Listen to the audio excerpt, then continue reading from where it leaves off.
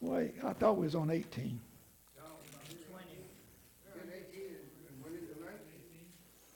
Uh-oh. Okay.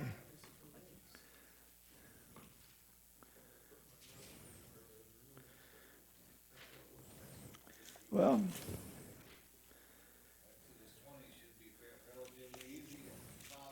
yeah. Sorry about that, gang. I didn't mark my Bible right. And so, we welcome all the people that's watching us on our streaming, and we're glad y'all with us, and just hope you'll be blessed. And we're on chapter 20, the Ten Commandments. And so let's go over these just one at a time. Let's see. Chuck, can you read right down to the first one? Okay, 20, verse 1. And God spoke all these words, saying, I am the Lord your God who brought you out of the land of Egypt, out of the house of bondage. You shall have no other gods before me. Okay, that's the first commandment. You shall have no other gods before me. What is that? What's God really saying there?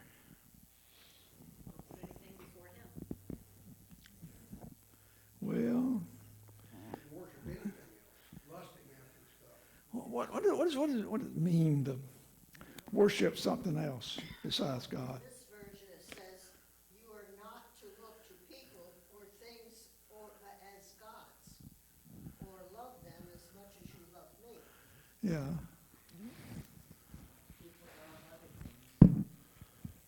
Well, I heard that all my life.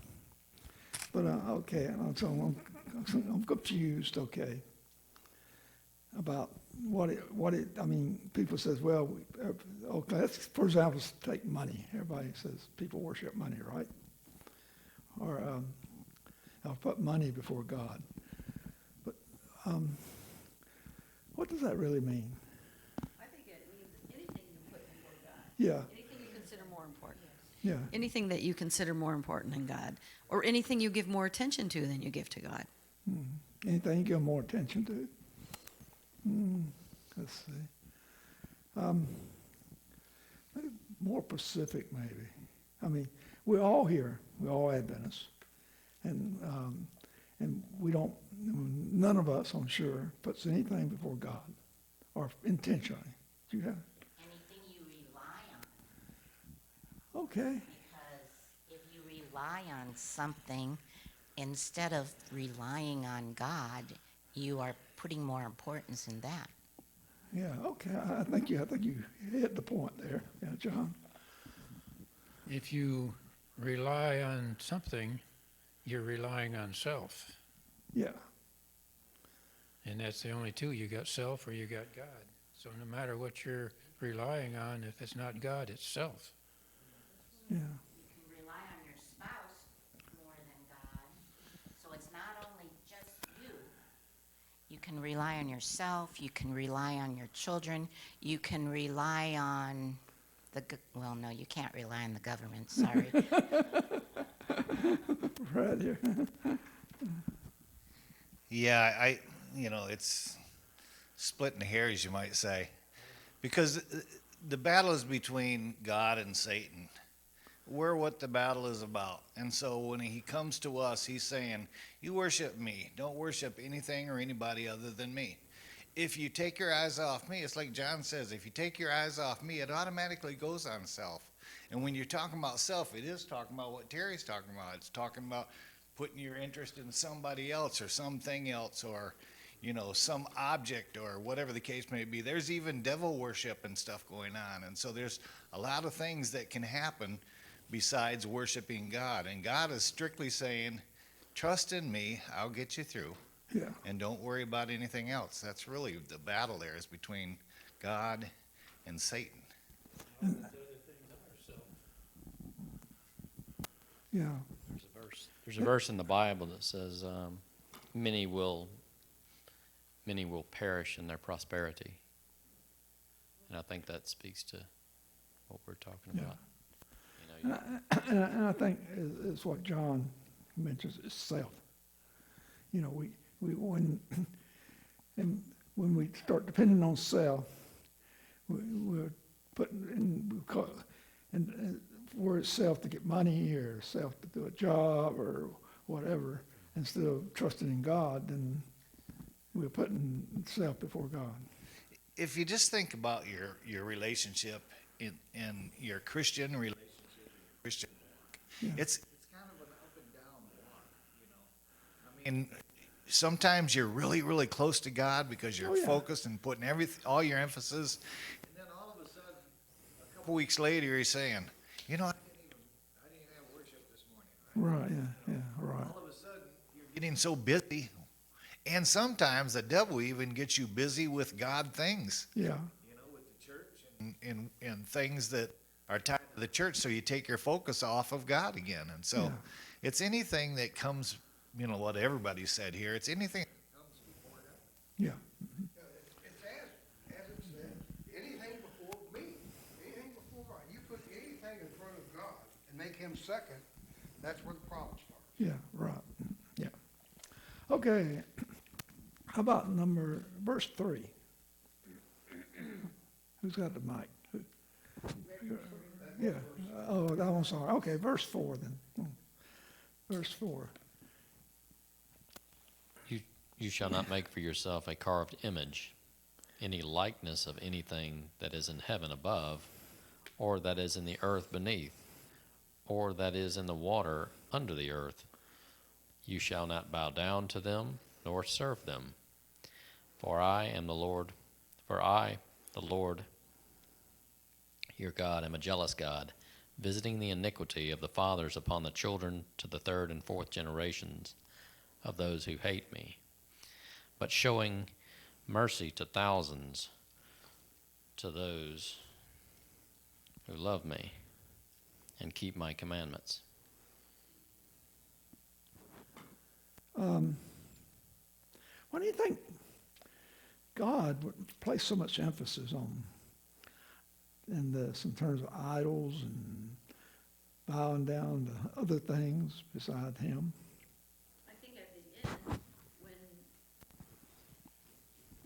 I think at the end when well, in the three angels' message, you know, God is saying, "Come out of her, my people," Yeah. and I think that when the third angel comes, he talks about not having anybody who worships the devil or takes the mark in his hand or in his forehead. You know, it's warning us about that stuff, because when Jesus comes, just before he comes, we have to be strong. I mean, the Bible tells us that, you know, it's going to be, the deception is going to be so strong that even the very elite. So, you know, who are we to think that if we don't know our Bibles, we won't have a chance? Right, yeah. Because that's all you do have. Yeah. And they're even trying to disagree the Bible, you know, to say that it's not, it's a fallacy. And I think those things will get worse and worse, especially when the devil starts doing miracles, looking like a shining angel and saying he's Jesus. You know, if you don't know that, it would be easy to be deceived. Yeah. Since even the elect shall be deceived. How do you think the Catholic Church justified doing away with this commandment? Anybody? Huh? Because he rewrote this. But anybody got any thoughts on? You think? Well, right. I don't think so. But I'm just thinking, what can you just kind of think any thoughts that they might have had that they could have justified it? I can't. I mean. I think they use the secession of Peter to justify their authority to do these things. The secession, the lineage of Peter. Yeah. Well, they claiming they had the authority. Right. And to me, this commandment, certainly, every time I see this commandment, I think back to Daniel when he says that they should think to change times and laws. And here's where they changed the law. I mean, you can argue all, you don't even have to argue fourth commandment, say they changed that. Yeah, Well, that commandment's not even on their commandment. right, I know it's not. Took it out completely.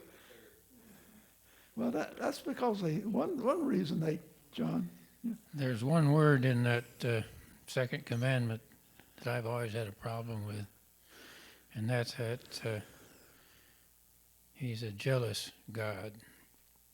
And if you put jealousy in your life, then you're in sin. yeah,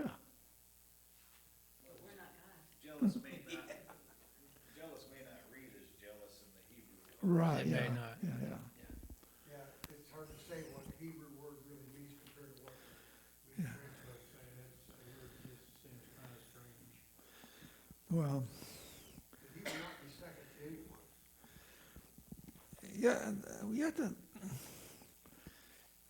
I took Latin in high school. I've always been a student of Roman history, and that society had all kind of statues and all kind of things like that they were, and their gods were statues basically. And so,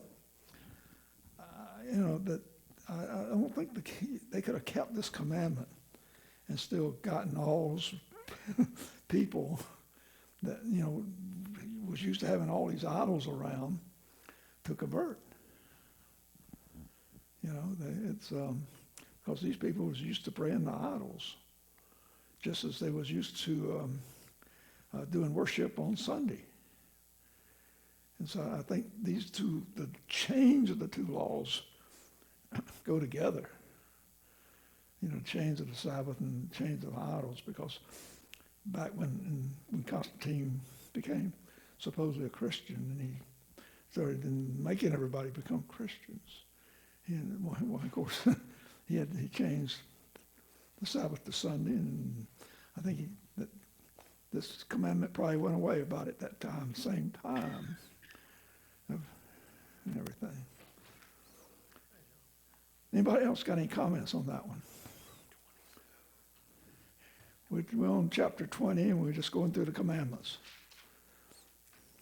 And we just finished with the second commandment, and we just was fixing to get to the fourth commandment. There's something that seems to be in our nature that wants to do that. Like when Moses came down from Sinai, they were worshiping the golden calf that they had set up. Hard to understand, but I guess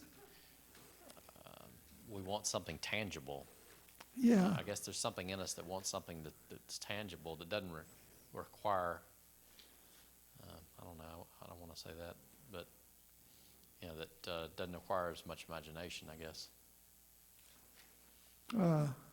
Or doesn't require as much faith, maybe? That's the word I was going to use, yeah. Yeah. We're discussing the second commandment at the present time. They were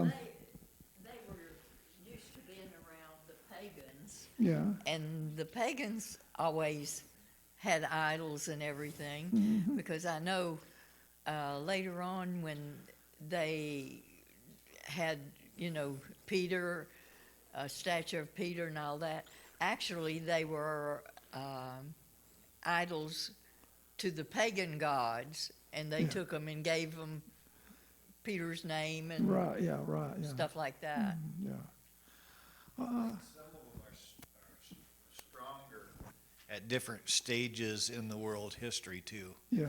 Like Francis is saying, back then, they are coming out of Egypt where, they had at one time made their own idol and was worshiping and stuff. And those aren't so prevalent in this day. Ours is more the Sabbath, right now, Right, yeah. or some other respect for parents. Yeah. There's a loss of respect for parents now. And there's some things that are much stronger now in our society than they were back then. Yeah. But they all 10 still matter. They still carry heavy emphasis, Yeah. And almost all religions, besides the Islam, Judea, the Judea-based religions tend to have idols. If I mean, you read all these stories, people that convert to Adventists, that they still have the idols in their house. You know, and even the Old Testament keeps talking about high places. What the high places was like a hill, and they had kind of a mound on these high places that they actually went and You worshipped. go to Europe now, and oftentimes the church is very prominent in a village, and it's always, it seems like it, is always up on a hill Yeah. above everything else. Yeah, right. And of course, all those building of those great cathedrals in Europe there was, was what I think caused the Reformation too, because to pay for those buildings, they was having to sell indulgences and everything. Okay, well, any other comments on this, John? Yeah, and I think you were talking about idols that some system uses in their worship service, Yeah. but anything that anything you hold in priority higher than God is your idol. Right. Yeah. So it doesn't necessarily have to be something that you make. It can just whatever. If there's anything you love more than God, then that's your idol. Right. Yeah. Well, let's go to. Verse 7 is the next one. Yeah. I'd like to comment on that. I'll read it. You are not to dishonor me by using my name as a curse. Those who misuse my name will not be guiltless in the final judgment.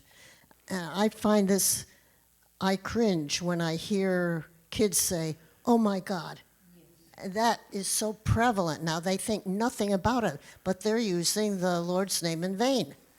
And some men, well, not just men, I suppose, but men, you hear say it more, cursing words than women.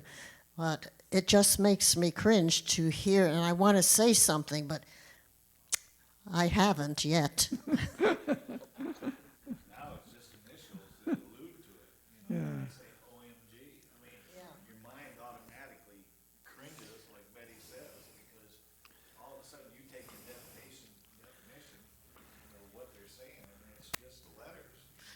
I heard somebody say, wow, you're on first name basis with the Holy Creator. When they were saying that, I'm impressed. They look at you like, And some people say holy blank and blank, and I think that's the last holy thing I think of.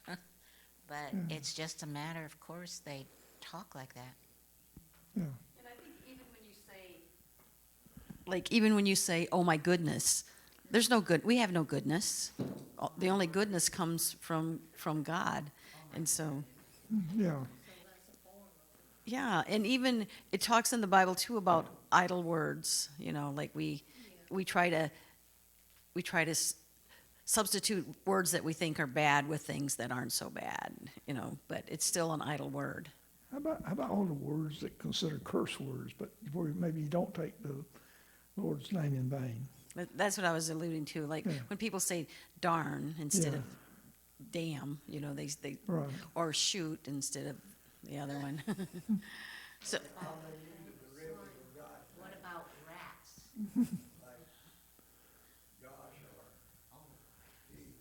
You're right. Yeah. Well, before I became an Adventist, I mean, I'd read the Ten Commandments probably. I probably had thought, does this one really rank as good as the rest of them? Todd? I've looked at this commandment for years, and I've broken it, in the past many times. Oh, yeah, we all have. Yeah.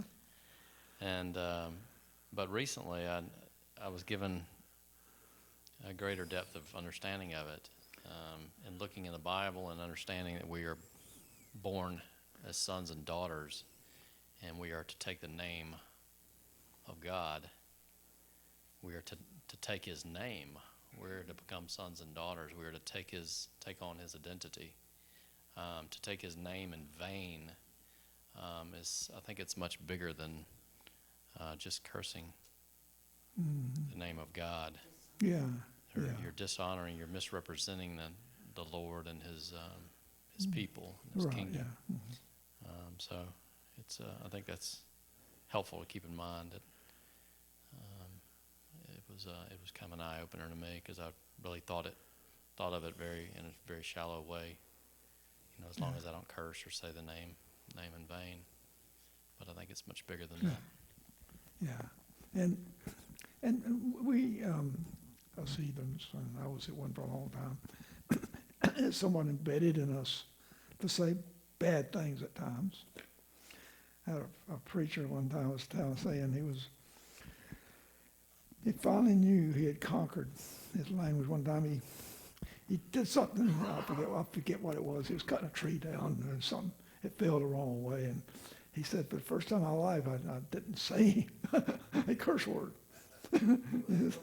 Right, yeah. But if you...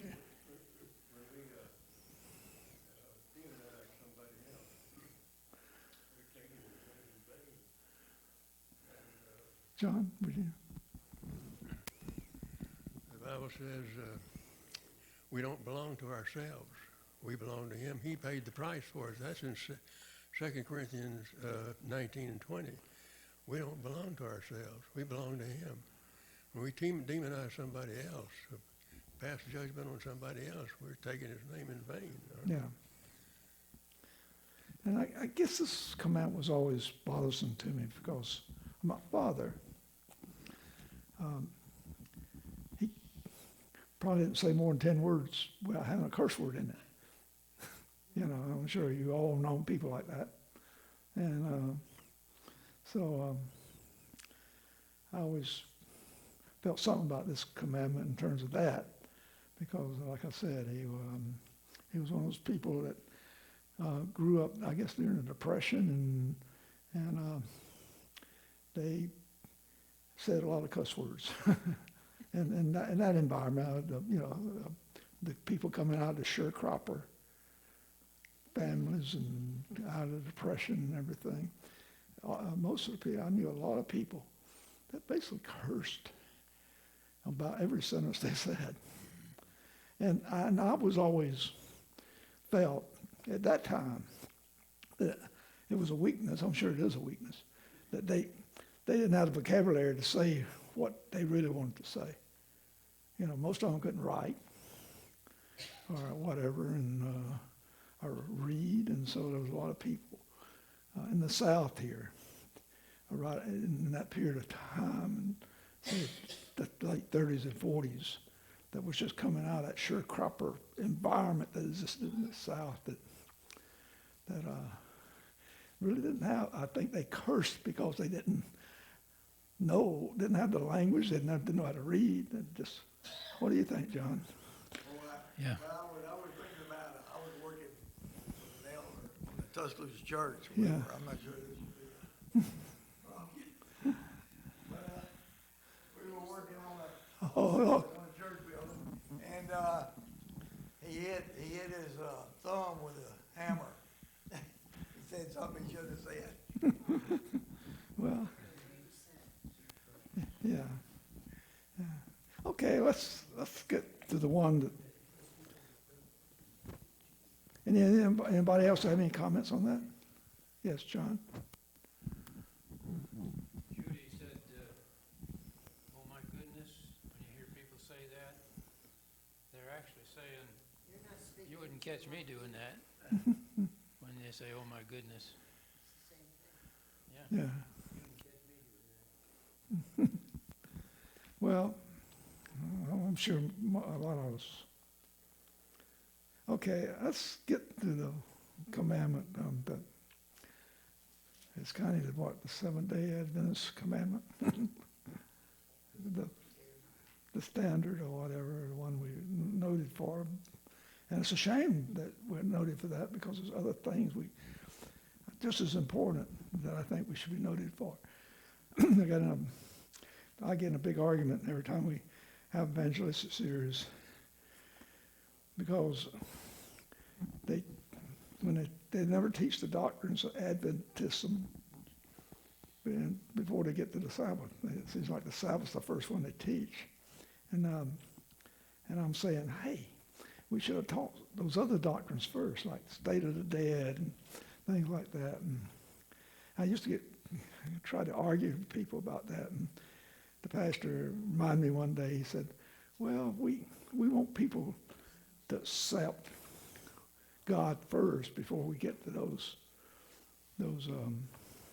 beliefs. He hasn't convinced me. I'm sorry. I still believe that in evangelistic series we should hit the state of the dead fairly early because that was so important as far as I was concerned. And a lot of people I talked to, that was one of the major factors in terms of becoming Adventist. It wasn't the Sabbath. It was the state of the dead. Chuck? Well, I was just on the, Why don't you read it first? okay. Remember the Sabbath day holy. Ellen Jean White has a reference to this, and it's the seal of God. The fourth commandment is the only one of all 10 which are found both the name and the title of the lawgiver. It is the only one that shows by whose authority the law was given. Thus, it contains the seal of God affixed to his law as evidence of its authenticity and binding force. That's a pretty strong statement. Yeah. Read it. Read the commandment. Hmm? Read the commandment. I did. Remember the Sabbath day. Oh, you want me to read the rest of it? Okay. 6 days you shall labor and do all your work, but the seventh day is the Sabbath of the Lord your God. In it you shall do no work, you nor your sons, nor your daughters, nor your male servants, nor your female servants, nor your cattle, nor your stranger who is within your gates. For in 6 days the Lord made the heavens and the earth, the sea and all that is in them, and rested the seventh day. Therefore the Lord blessed the Sabbath day and hallowed it. Well, what do you think? This is the longest commandment, right? I mean, word-wise. Yeah, I mean, it's almost, it looks to me about twice as long as any other commandment. Got any thoughts on that? You know, why, you know? At least it shows its importance. But one thing it shows its importance, how much God thought about it. On the other hand, somewhere in the New Testament it says, if you break one of the commandments, you break them all. Right, yeah. So all of them are important. Yeah, all of them are important. Right off the bat, it says remember. Yeah, Because he knows, I mean, look at the society that we live in right now. I mean, probably 19 out of 20 or 29 out of 30 churches worship on Sunday now. And there's nowhere in the Bible that talks about worshiping on Sunday. I mean, there's nowhere in the Bible that talks about a change from Right. Saturday to Sunday. yeah. So when people start talking about worshiping God and listening to his word, and then they go to church on Sunday, it makes you scratch your head. What do they really pay attention to? You know, where do they get convinced? So it says remember, because we are going to forget. We're going to be led. And in Daniel, the study that we're doing, Daniel says that those laws are going to be changed. Yeah. You know, we're going to see it in our lifetime, and we have. And so as Adventists, we have a job to do. You know, we have to enlighten the world of what's important about God. When I became Adventist, one of the first questions I asked was, well, how about the rest of the commandment? I mean, these people, okay, they changed from Saturday to Sunday, but, 99% of them were not doing the rest of the commandment either. Yeah. They don't have a problem with the rest of them. Honor your father, they don't have a problem with that. Yeah. Bow down to God, they don't have a problem with that. Well, Worshiping on Saturday, I'm talking about working and all that, and labor, and They don't actually keep Sunday as the whole. that's what I'm saying. They don't keep Sundays the holy day. Can't wait to get out of church, go play golf, or go play softball, or go fish, or do whatever. Yeah. well, most of them, the friends that we know that go Yeah. Well, some Adventist communities do that. Yeah. But We're not pointing out what Adventists are doing. Todd. I wouldn't know about any of them. I'm in church on that day. As- It's true, though. I've met some people that Oh, yeah. they go off to lunch. Oh, yeah. Yeah. They justify it by, well, we're not working, and we're But- resting on Yeah, the but Sabbath day. your money, you're changing money. Instead of servants, you shouldn't have your servants working. Right. And those people that are Yeah, serving right. you that day, they're your servants. You're paying them to be their servant. That's right. Yeah. I know some Adventists, that they leave the church on Sabbath, they had children up in Tennessee in the school, and they said they stopped so-and-so and got lunch. Well, I think if you know you're gonna do that, you should prepare lunch and take it with you, Yeah. but they didn't. Yeah. I always wondered about that. Todd. I agree with Fred. The word remember is important. And the interesting thing about this is that when this command was given, the law had already been established. That tells you remember it. It had been established before. It was written here. First commandment written. That's the first It commandment. says remember. Yep. Yeah. Commandment in Genesis. So it was established in Genesis. Yeah. Right. Yeah. Remember, this is the first time that the law has been canonized, or what's the right word? Has been presented, really, in a more than just an oral fashion, just from word to mouth. I mean, this is the first time that the Ten Commandments appear to the world in a form that's, I don't know, where people can read and understand it, or are told is what it is. Because, like previously, like it was pretty much by word of mouth. And I think like that people kept the Sabbath before this time. You know, I think from creation they kept the Sabbath. But I'm sure that while the Jewish people was in Egypt, they kept the Sabbath. And so, yeah. Any other comments here? Anybody got any ideas about that? I've been reading a lot of mission stories that my granddaughter saved from the garbage. That one of our schools was getting rid of all these old books, and some of us have been reading them. And the big issue back in the 1800s was the Sabbath day. They were very religious people, but they hadn't noticed that the Sabbath was the seventh day. They thought, we're worshiping on the Sabbath, which they called Sunday, they called the Sabbath. So they thought that was the day. And that was the big issue back in the 1800s. I don't know about now, but. I think it's still that way today. Yeah, Most Sunday keepers believe it's a Sabbath. They're keeping the Sabbath. yeah. Oh, yeah. And, 99% probably do. And, you know, I might want to say something. I think the reason that the masses are in darkness is they don't read the Bible. And if you don't read the Bible, you're not going to know anything about what truth is. Well, I Because think they might read it, don't study it.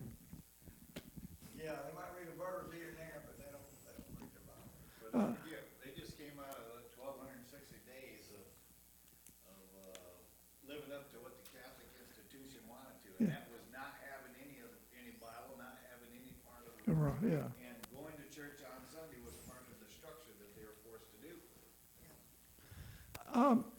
You know, it's interesting because I've read a lot of stories. And one I remember reading was that this guy was observing beavers. And he noticed that beavers took Saturday off. That the beavers he observed took Saturday off, didn't do anything on Saturday. Yeah. And And I've read a lot of incidents of animals resting on the seventh day. So, I mean, that, well, I'll tell you, I have a story that she told us earlier today. It's an unbelievable story. well, the seventh day ox. Have anybody read about the seventh day ox? Anybody else? Jennifer, you read about the seventh day ox? There's a book called The Seventh Day Ox. It's about a Russian Seventh-day Adventist. Yeah, a Russian Seventh-day Adventist pastor who was imprisoned by Stalin and sent to Siberia. And he said, I'm going to keep the Sabbath. Well, of course, in Siberia, he was sent to one of these camps way out in the woods, wilderness places. And of course, it came the Sabbath, and he wouldn't work. He said, I'm obeying my God. Yeah, they threw him in this isolation place, and it was a place probably about this big that he had to scrunch up, and he had to stay there all Sabbath. He said, well, if you're going to rest on the Sabbath, you're going to rest in that thing. Well, and so I forget, for several years, he was forced to, because he refused to work on Sabbath, and they thought this torture would teach him. And his only company during this time was an ox, an ox there in the barn where he was. And so finally one of the big shots came in, and they said, what do you got that guy in that cage for? I said, what has he done? And the guy said, well, he won't work on Saturday. And the guy, he said, how long has this been going on? The guy said, I don't know, 7, 8 years. He said, well, if he hasn't changed by now, he's not going to change. So you need to think of some other way to do it. Says, why don't you give him an incentive, give him a job, and then he gets all that work done. By the Sabbath, he can take off. And so they gave him the job of hauling water from the creek back up to the camp. And this ox pulled this tank up. And so he said, okay, I can do this. I'll just speed up the ox and get the water up here, plenty of water, so on Saturday there'll be enough water.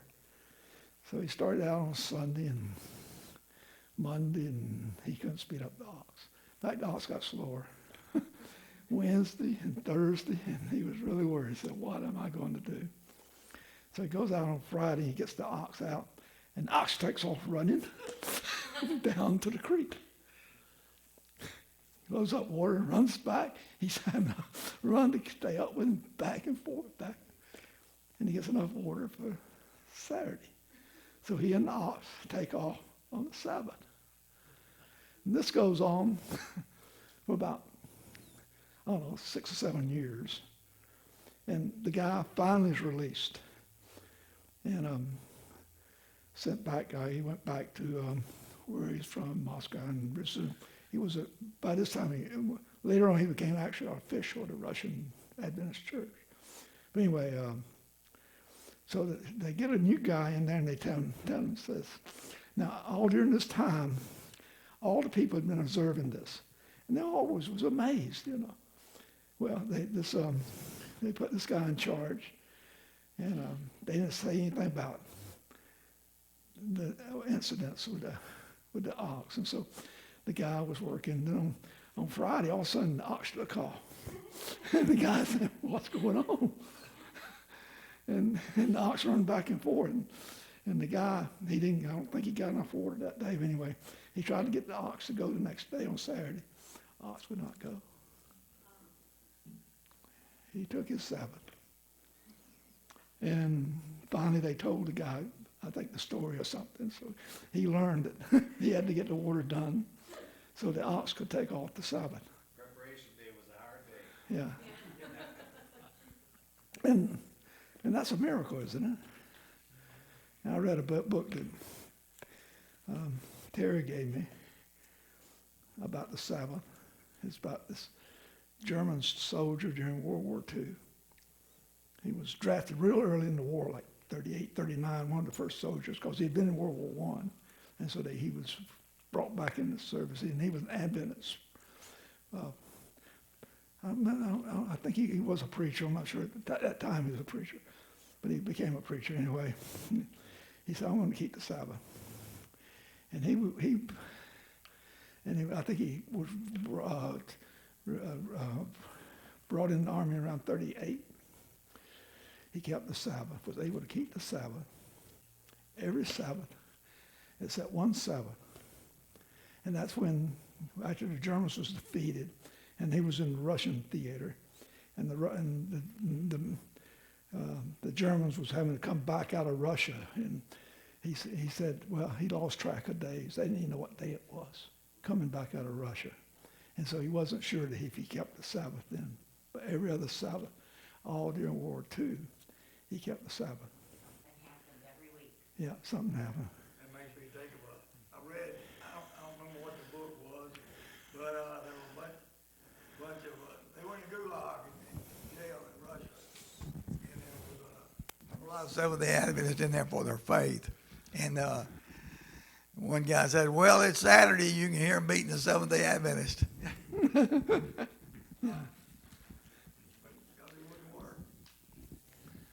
John?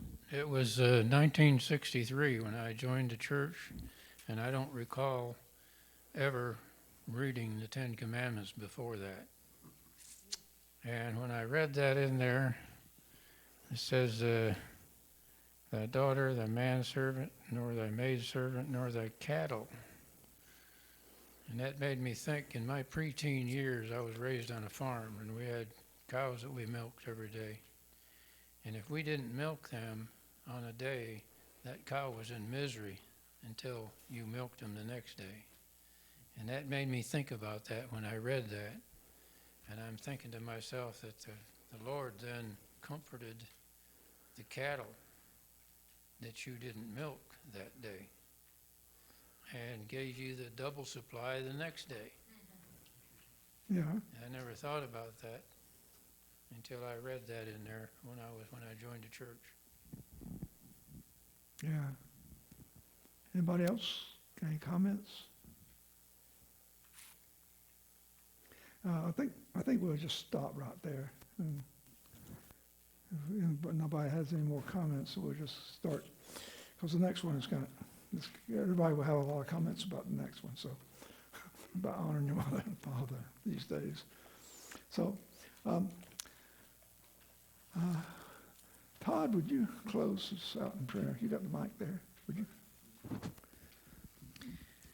Lord, thank you for giving us the opportunity to gather, to lift up your holy name, to look into your word to find truth. The word says, sanctify them by your truth. Your word is truth. And we praise you, Lord, to be able to gather in this time and this place and lift up your holy name and open your word to understand it. We thank you, Lord, for your guidance and your teaching and your love. We ask this in Jesus' name. Thank you. Amen. Amen.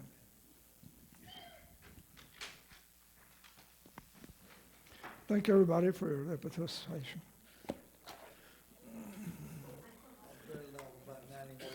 Oh, okay. Thank you, John.